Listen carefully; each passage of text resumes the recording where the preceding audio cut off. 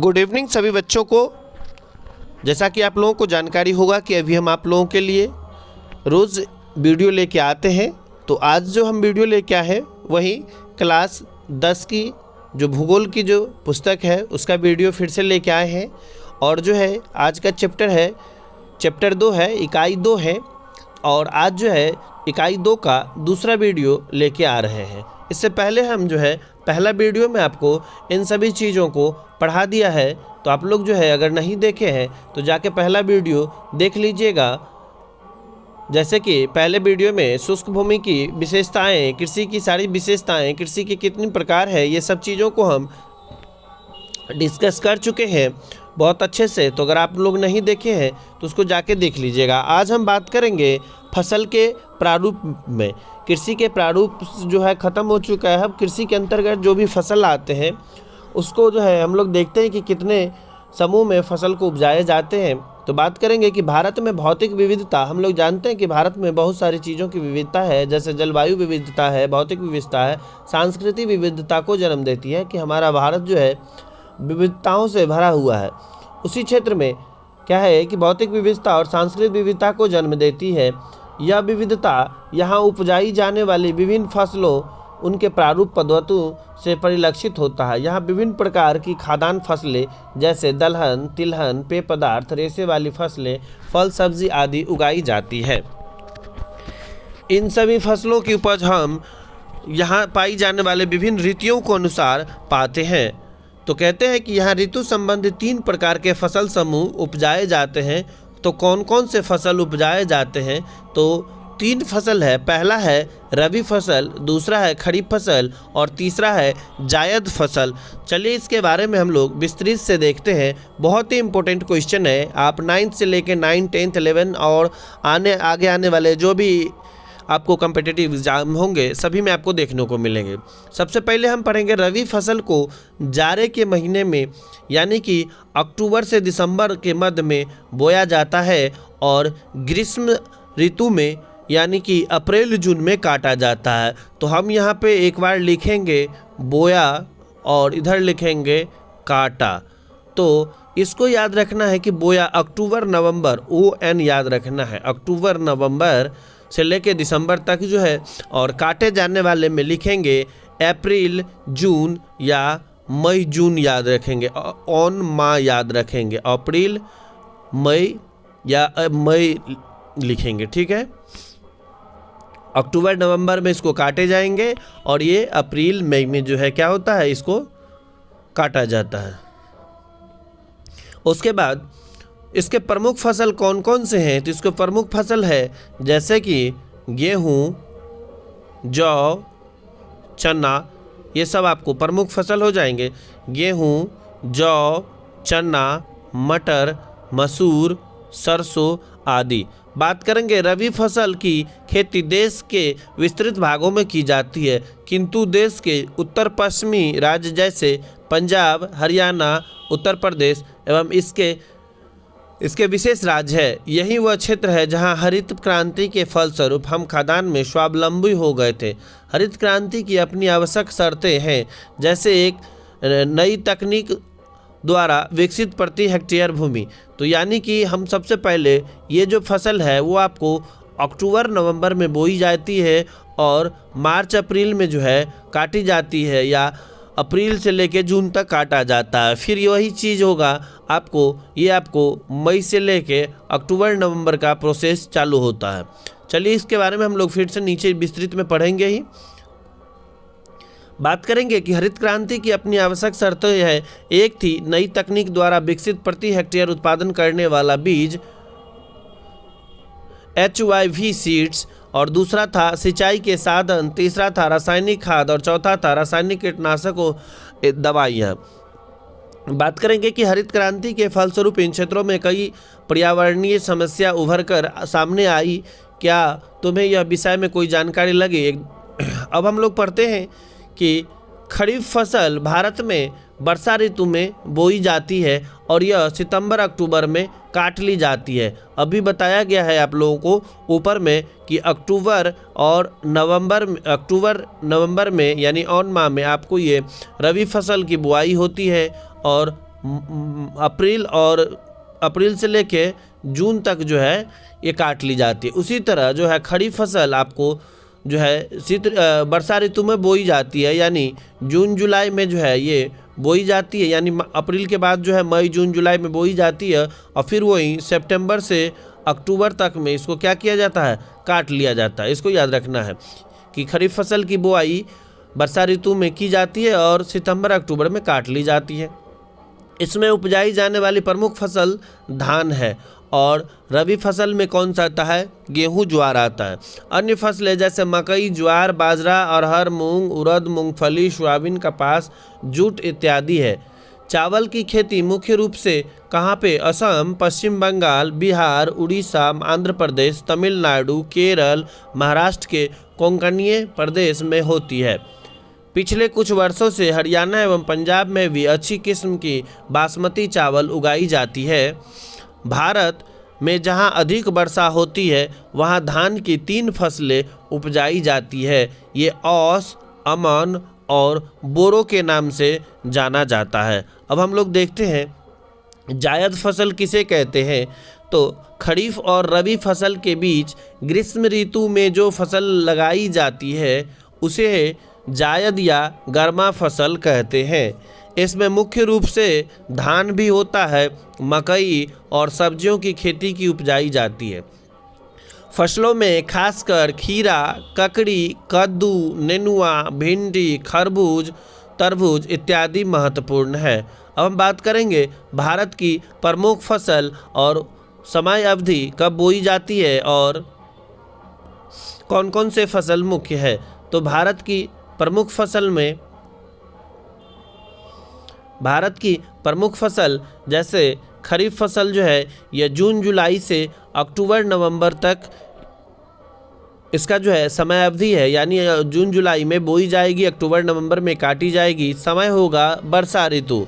तो वर्षा ऋतु में कौन कौन से फसल उपजते हैं, तो चावल, मकई, ज्वार, बाजरा, अरहर, मूंग, उड़द, कपास, तिल, जूट, मूंगफली। उसी तरह रबी अक्टूबर नवंबर से मार्च अप्रैल तक शीत ऋतु गेहूं, जौ, चना, मसूर, मटर, तीसी, सरसों।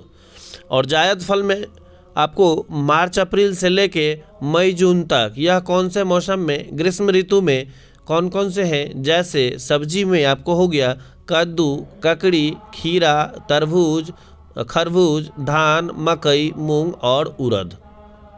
चलिए, भारत में फसलों के प्रारूप की प्रमुख विशेषता यह है कि यहाँ 100 सीएम की समवर्षा रेखा देश को 2 बड़े कृषि क्षेत्रों में बांटती है। 100 सीएम से कम वर्षा वाले क्षेत्रों में चावल, जबकि 100 से कम वर्षा वाले क्षेत्रों में गेहूं का उत्पादन होता है। कहने का मतलब है कि अगर 100 सीएम से अधिक वर्षा होगा तो वहाँ पे चावल की खेती होगी, और 100 से कम वर्षा वाले क्षेत्र में गेहूं का फसल मुख्य रूप से उत्पादन होता है। अब इन 2 फसलों प्रमुख कृषि क्षेत्रों के बीच का क्षेत्र संक्रमण का क्षेत्र कहलाता है। भारत में शुष्क क्षेत्र का एक विशिष्ट प्रारूप भी होता है। यहाँ प्रमुख फसल ज्वार, बाजरा, मूंगफली, तिलहन और दाल है। इन 2 प्रमुख कृषि क्षेत्रों के बीच का क्षेत्र संक्रमण क्षेत्र कहलाता है। भारत में शुष्क क्षेत्र का एक विशिष्ट फसल प्रारूप है। यहाँ फसल प्रारूप में ज्वार, बाजरा, मूंगफली, तिलहन और दाल है। अब मुख्य फसलों में हम लोग देखते हैं कि भारत में कृषि की विविधता को प्रभावित करने वाले प्रमुख कारक वर्षा की मात्रा, मिट्टी के प्रकार, कृषि पद्धति विशेषता है। इनके फलस्वरूप भारत में विविध फसलें उगाई जाती हैं, जिसमें धान, गेहूं, मकई, ज्वार, बाजरा, दलहन, तिलहन, पेय फसल, रेशे की फसल उपजाई जाती है।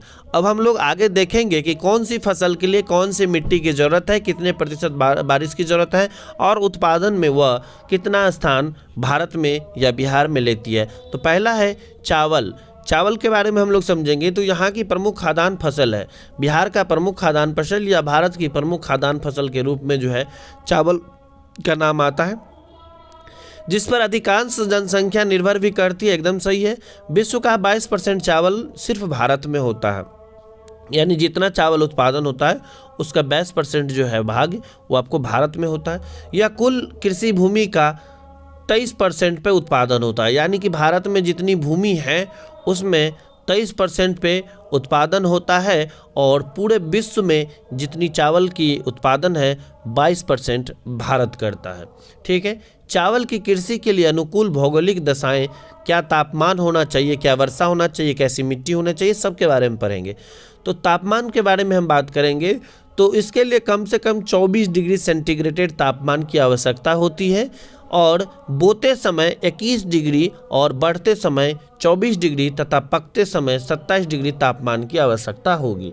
यानी जो गर्मी इनको हीट चाहिए वो आपको मिनिमम जो है 24 डिग्री तापमान की आवश्यकता है। धीरे धीरे पहले जो है बोएंगे तो 21 डिग्री, बढ़ते समय 24 डिग्री, और जब पकने की समय आता है तो 27 डिग्री का इसको ज़रूरत पड़ती है। वर्षा का इसके लिए 125 सीएम या 200 सीएम वर्षा की आवश्यकता होती है, यानी कि वर्षा जहाँ चावल की खेती होगी वहाँ पे 100 सीएम से ज़्यादा वर्षा होगी, तभी अगर वो आपको चावल की वहाँ खेती होगी। ठीक है, तो इसके लिए कितनी ज़रूरत वर्षा की है? 125 सीएम से लेकर 200 सीएम तक की वर्षा की आवश्यकता होती है। अगर कम होगी तो उसको सिंचाई के माध्यम से उगा लिए जाएंगे। उसके बाद हम लोग मिट्टी कैसी चाहिए, तो इसके लिए एकदम उपजाऊ मिट्टी, जलोढ़ की मिट्टी की आवश्यकता होती है। इसकी मिट्टी जो है चिकायुक्त दोमट होनी चाहिए, ताकि पौधे की जड़ों अच्छी तरह से क्या हो, विकसित होना चाहिए। मिट्टी कैसा होना चाहिए? एकदम जलोढ़ी मिट्टी होना चाहिए, चिकायुक्त दोमट मिट्टी होना चाहिए, ताकि जड़ें क्या होता, अच्छी तरह से विकसित हो। अब मेहनत की बात करेंगे। इस कृषि में मानव श्रम की अधिक आवश्यकता होती है। एकदम सही बात है कि सबसे ज़्यादा मेहनत धान की खेती में ही होता है। ठीक है, खेती की तैयारी से लेकर रोपनी कटनी तक का कार्य मानव के द्वारा ही संपादित किया जाता है।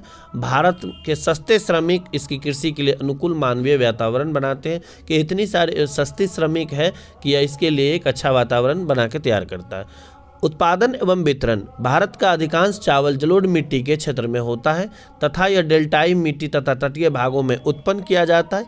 इसके अतिरिक्त यह हिमालय पर्वत की निचली घाटियों में सीढ़ी नुमा खेत बनाकर तथा दक्षिण पठार के कुछ घाटियों में भी उगाया जाता है। अब ये देखते हैं कि कहाँ कहाँ होता है। सतलज गंगा के मैदान में सिंचाई की सहायता से चावल की कृषि से उल्लेखनीय प्रगति मिली है। इसके लिए प्रमुख उत्पादक राज्य जो है अब पश्चिम बंगाल, बिहार, उत्तर प्रदेश, आंध्र प्रदेश, उड़ीसा, छत्तीसगढ़, असम, केरल, तमिलनाडु आदि है। पश्चिम बंगाल में चावल के तीनों ही किस्में उगाई जाती है। तो अगर सवाल पूछा जाए कि चावल की खेती सबसे ज़्यादा किस राज्य में होती है या उत्पादकता किस राज्य की है, तो पहला है पश्चिम बंगाल, दूसरा है बिहार, तीसरा है उत्तर प्रदेश, चौथा है आंध्र प्रदेश, पांचवा है उड़ीसा, छठा छत्तीसगढ़, असम, केरल, तमिलनाडु। और जो पश्चिम बंगाल है वहाँ पर चावल की जो है तीनों किस्में आपको उगाई जाती है। अब हम लोग बात करेंगे गेहूँ। गेहूँ चावल के बाद यह हमारे देश की प्रमुख दूसरी खाद्यान्न फसल है। एकदम सही बात है। और यह विश्व में दूसरा उत्पादक देश, यानी दूसरा उत्पादक देश के तौर पे भारत जो है आता है। ठीक है, यानी गेहूं जो है पूरे विश्व में दूसरे स्थान पे भारत उत्पादन करता है, क्योंकि विश्व का करीब 10% गेहूं उत्पादन करता है। यह जाड़े की ऋतु में उगाया जाता है। पकते समय इसे खिली धूप की आवश्यकता होती तथा उगाने के लिए समान रूप से 50 से 70 सेंटीमीटर वर्षा की आवश्यकता भी होती है। चलिए अब हम लोग देखते हैं। एक समय था 1967 ईस्वी में देश में हरित क्रांति आई और इसका सबसे बड़ा अधिक प्रभाव हमारे देश में गेहूं की खेती पर पड़ा। 1970-71 में 1960-61 की तुलना में गेहूं की उपज लगभग दुगुनी हो गई। गेहूं के क्षेत्रफल तथा प्रति हेक्टेयर उपज में लगभग 1.5 गुने की वृद्धि हुई, किंतु भारत में प्रति व्यक्ति हेक्टेयर गेहूं का उत्पादन अभी भी उन्नत देशों की तुलना में बहुत कम है। उसके बाद देश में कुल गेहूं उत्पादन का 2/3 भाग जो है पंजाब, हरियाणा और उत्तर प्रदेश से प्राप्त किया जाता है। उत्तर प्रदेश का सबसे बड़ा गेहूं उत्पादक राज्य है। उत्तर प्रदेश जो है देश का सबसे बड़ा गेहूं उत्पादक राज्य है, इसको याद रखना है, जहां भारत का लगभग 1/3 गेहूं पैदा किया जाता है। बिहार एवं पश्चिम बंगाल जैसे गैर परंपरागत क्षेत्रों में इसकी खेती बढ़ी है और दोनों राज्य मिलकर देश का 8% उत्पादन करते हैं। यानी पश्चिम बंगाल और बिहार जो है देश में 8% गेहूं का उत्पादन करते हैं, जबकि 1/3 भाग जो उत्पादन है वो आपको उत्तर प्रदेश करते हैं।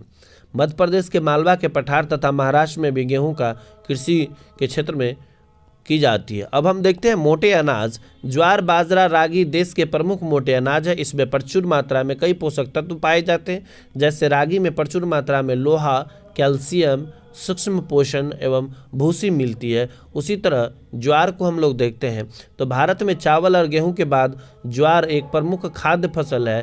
इसे उन क्षेत्रों में बोया जाता है जहां चावल और गेहूं की खेती नहीं की जाती है।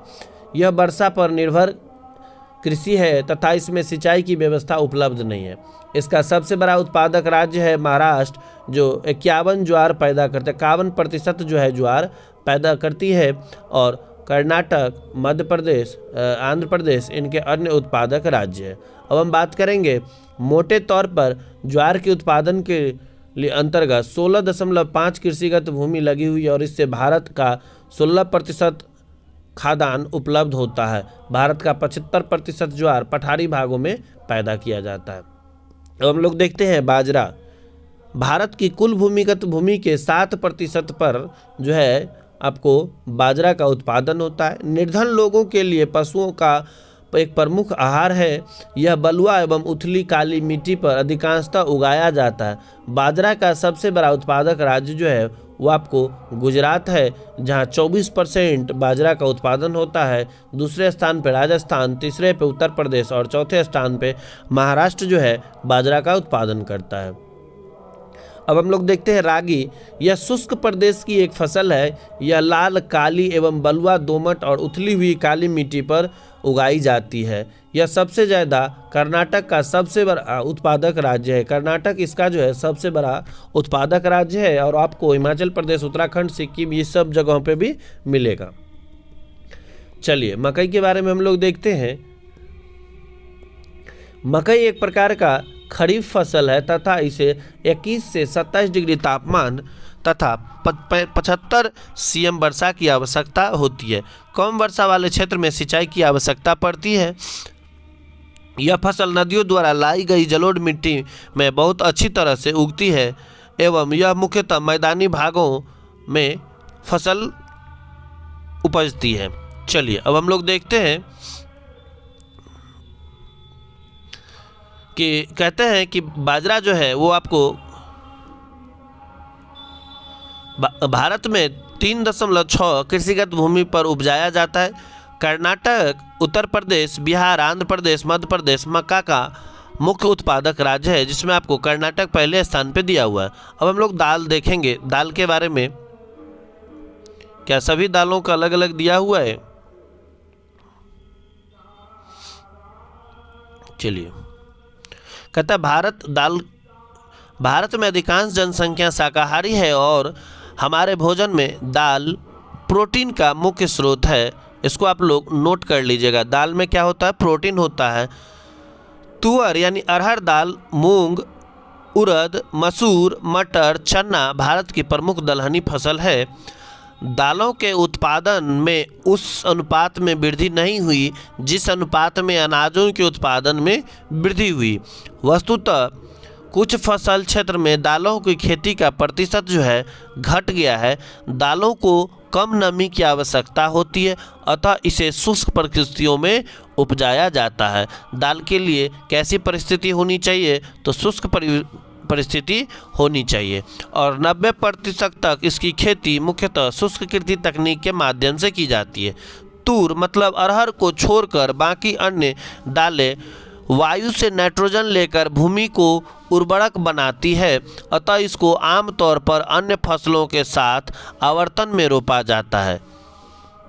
दालें खरीफ तथा रबी दोनों ही ऋतुओं में उगाई जाती है, जैसे मूंग, अरहर, उड़द आदि खरीफ की फसलें हैं, जबकि चना, मटर, मसूर आदि रबी की फसल है।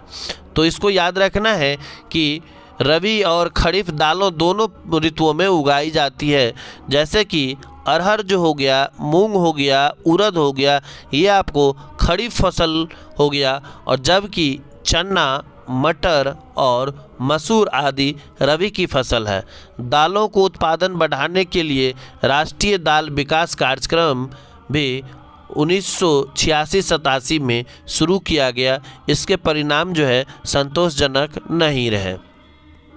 अब हम बात करेंगे गन्ना का। यह बांस की एक प्रजाति का पौधा है। गन्ना एक बांस की प्रजाति का पौधा है जिससे मीठा रस निकलता है और इससे गुड़ तथा चीनी तैयार किया जाता है। भारत को गन्ने की जन्मभूमि भी कहा जाता है। यह एक उष्ण एवं उपोष्ण कटिबंधीय फसल है। यह 21 डिग्री से 27 डिग्री तापमान और 75 से 100 cm वार्षिक वर्षा वाले क्षेत्र में इसकी खेती की जाती है। कम वर्षा वाले क्षेत्रों में, प्रदेशों में इसे सिंचाई की आवश्यकता होती है। यह अनेक प्रकार की मिट्टी में उगाया जाता है, किंतु गहरी दोमट मिट्टी जिसके जल का प्रभाव अच्छा रहता है, इसकी कृषि के लिए बहुत ही उपयुक्त है। इनकी फसल मिट्टी की उर्वरता को जल्द ही समाप्त कर देता है, इसलिए इसकी खेती में काफ़ी मात्रा में खाद्य फसल की ज़रूरत होती है। भारत में यह फसल जो है दक्षिण में कन्याकुमारी से लेकर उत्तर में पंजाब के गुरदासपुर तक उगाया जाता है, किंतु इसके मुख्य उत्पादक के 25 डिग्री उत्तरी अक्षांश के दक्षिण में ही पाए जाते हैं। चलिए अब हम लोग देखेंगे तिलहन का। तो तिलहन जो है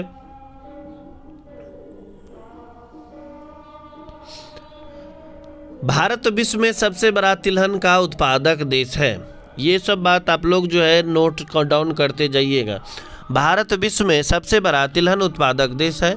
देश के कुल कृषिगत भूमि के 12% पर कई प्रकार की तिलहन फसलें उगाई जाती है। इनसे निकाले गए तेल हमारे भोजन का मुख्य अंग है तथा कुछ औद्योगिक रूप से कच्चे माल के रूप में भी उपयोग में लाए जाते हैं। एक हो गया मूंगफली, सरसों, नारियल, तिल, सोयाबीन, अरंडे, बिनौला, अलसी और सूरजमुखी आदि भारत में उगाई जाने वाली प्रमुख तिलहन है। कुछ तेल के बीजों को साबुन, प्रसाधन और उपटन आदि में प्रयोग किया जाता है। चलिए अब हम बात करेंगे मूंगफली। यह एक खरीफ फसल है। मूंगफली क्या है? एक खरीफ फसल है। भारत विश्व में मूंगफली का दूसरा उत्पादक देश बन गया है। यह देश के कुल भौगोलिक क्षेत्र के 3.6% पर जो है पैदा किया जाता है और भारत में कुल तिलहनों का आधा उत्पादन मूंगफली से ही प्राप्त होता है। गुजरात इसके उत्पादन में भारत में सर्वप्रथम है, यानी कि अगर मूंगफली विश्व स्तर पर कहा जाए तो यह दूसरा उत्पादक जो है देश है। अगर भारत में कहा जाए तो सर्वप्रथम गुजरात स्थान आता है। अन्य उत्पादक राज्यों में आंध्र प्रदेश, कर्नाटका और महाराष्ट्र है। अगला है सरसों।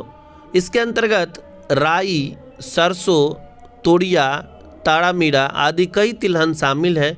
यह रबी उपोष्ण कटिबंधीय फसल है। यह एक रबी फसल है और इसकी कृषि भारत के मध्य एवं उत्तर पश्चिमी भागों में रबी के मौसम में की जाती है। पाला इसकी कृषि के लिए हानिकारक है और भारत में सबसे ज़्यादा उत्पादन राजस्थान में प्राप्त होता है। ठीक है, दूसरे स्थान पर उत्तर प्रदेश, हरियाणा, पश्चिम बंगाल, मध्य प्रदेश है। ठीक है, और प्रति हेक्टेयर के उत्पादन में हरियाणा व पंजाब में बहुत अधिक हेक्टेयर के हिसाब से उत्पादन होता है, जबकि अगर ओवरऑल विकास की बात की जाए, उत्पादन की बात की जाए तो राजस्थान में सबसे ज़्यादा होता है। उसके बाद अलसी, जिसे तीसी कहा जाता है, यह एक अन्य रबी फसल है। इसके कई औद्योगिक उपयोग है। तिल उत्तरी भारत में खरीफ फसल है और दक्षिण भारत में रबी फसल है। अंडी खरीफ और रबी दोनों फसल के रूप में उगाई जाती है। चलिए, बहुत ही इंपॉर्टेंट, सोयाबीन और सूरजमुखी भारत के अन्य महत्वपूर्ण तिलहन है। सोयाबीन और सूरजमुखी भारत के अन्य महत्वपूर्ण तिलहन है। सोयाबीन मुख्यतः मध्य प्रदेश एवं महाराष्ट्र में उगाया जाता है। ये दोनों राज्य मिलकर भारत का 90% जो है सोयाबीन पैदा करता है। सूरजमुखी की फसल मुख्यतः दक्षिण भारत के कर्नाटक, आंध्र प्रदेश, महाराष्ट्र आदि में होता है एवं उत्तरी भारत में यह उतनी महत्वपूर्ण फसल नहीं है, किंतु सिंचित क्षेत्रों में इसकी उपज अधिक होती है। चलिए अब हम लोग देखते हैं चाय के बारे में। कहता है कि चाय यह एक सदाबहार झाड़ी होती है जिसकी पत्तियों को सुखाकर चाय बनाई जाती है। इसमें थीन नामक एक पदार्थ होता है जिसके कारण इसे पीने से हल्की ताजगी क्या होती है, महसूस होती है। यह भारत की एक महत्वपूर्ण पेय फसल है। यह फसल के उत्पादन में भारत विश्व में दूसरा स्थान है तथा खपत में यह विश्व का सबसे बड़ा देश बन चुका है। यानी उत्पादन करने में यह दूसरा स्थान है और खपत करने में पहला स्थान है। यह रोपण कृषि के अंतर्गत आता है और सर्वप्रथम अंग्रेजों द्वारा इसकी कृषि को ब्रह्मपुत्र नदी घाटी में 1840 ईस्वी में प्रारंभ किया था। यह प्रदेश आज भी देश का प्रमुख उत्पादक क्षेत्र बना हुआ है। चाय उष्ण एवं उपोष्ण कटिबंधीय पौधा है जिसे 25 डिग्री से 30 डिग्री तापमान तक तथा 200 से 250 सेमी वर्षा आवश्यक है। इसके लिए ढालुआ जमीन भी आवश्यक है ताकि पानी का जमाव जड़ों के पास नहीं हो सके। पत्तियों के निरंतर विकास के लिए आर्द्रता समान रूप से सालों भर वितरित रहना चाहिए। सुबह का कुहासा और प्रतिदिन की बौछार पत्तियों की उपज में अत्यंत जो है सहायक होती है। चलिए, झाड़ियों की सफाई एवं कटाई के लिए काफ़ी मानव श्रम की आवश्यकता होती है। चाय की पत्तियों की ताजगी को बनाए रखने के लिए इसे बागान में ही संशोधित किया जाता है। चाय के उत्पादन में प्रमुख एवं गौण दो प्रकार के क्षेत्र है। प्रमुख एवं गौण दो प्रकार के क्षेत्र है। प्रमुख क्षेत्र के अंतर्गत असम की ब्रह्मपुत्र सुरमा घाटी, पश्चिम बंगाल में दार्जिलिंग एवं जलपाईगुड़ी की पहाड़ियाँ हैं तथा तमिलनाडु में नीलगिरी की पहाड़ियाँ हैं। जो प्रमुख क्षेत्र है वो आपको असम के ब्रह्मपुत्र एवं सुरमा घाटी में आपको देखने को मिलेगा। ठीक है, ये इधर पश्चिम बंगाल में दार्जिलिंग एवं जलपाईगुड़ी की पहाड़ी मिलेगी। तमिलनाडु में आपको नीलगिरी की पहाड़ी देखने को मिलेगी। जो गौण क्षेत्र है वो है आपको हिमाचल प्रदेश, उत्तराखंड, मेघालय, त्रिपुरा, आंध्र प्रदेश आदि है। भारत विश्व का अग्रणी चाय उत्पादक एवं निर्यातक देश भी है। उत्पादन भी है और निर्यातक में सबसे आगे है।